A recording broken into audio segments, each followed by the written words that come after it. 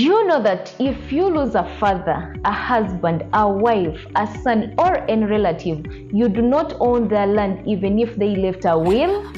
You need to hurry and get letters of administration or a probate. Letters of administration are needed when someone dies without leaving a will. However, if there is a will, you need a probate, which we shall discuss in our next video. Letters of administration is a paper given by the High Court that says the family picked you to handle and share the properties, like land that belonged to a family member who passed away. Simply put it, you are the person they trust to take care of the property, and you are called the administrator. Here are the steps you pass through to acquire the letters of administration.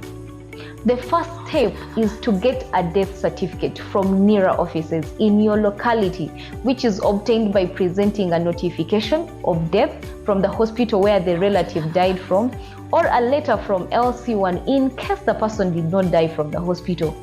In case your relative died more than 30 years ago, the process may change a bit, but still not complicated. After getting the death certificate, you go to the Administrator General's office and fill out a form. This form asks for important information about the person who passed away, like their name, how many children they had, other people who might get something from their estate, a detailed list of their property, and an estimate of how much the property is worth.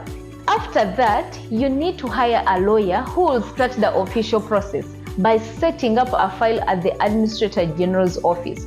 The lawyer will also ask the CAO of the district where the deceased lived to gather every family member involved to decide who should be the administrator. They can choose one person, two, or more if they want. The minutes from the family meeting are sent to the Administrator General's office for examination. After careful review, a certificate of no objection is granted. After that, the lawyer takes the file, including the certificate of no objection, to the High Court.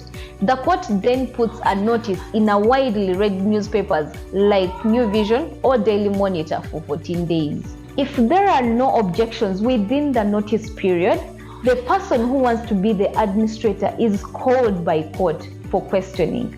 After this, the court grants the letters of administration. However, if there is an objection, the court listens to the reasons and makes a decision. This decision might involve instructing the family to meet again and select a different administrator if needed. After this, you are allowed to use your relative's land the way you want, including changing the names of the title. But it's important to understand that being an administrator does not mean the properties now belong to you personally. You are just doing a job as a manager. For any land-related matters, contact Solvent Asset Management. Consultation is free. Solvent Asset Management. We care for your assets.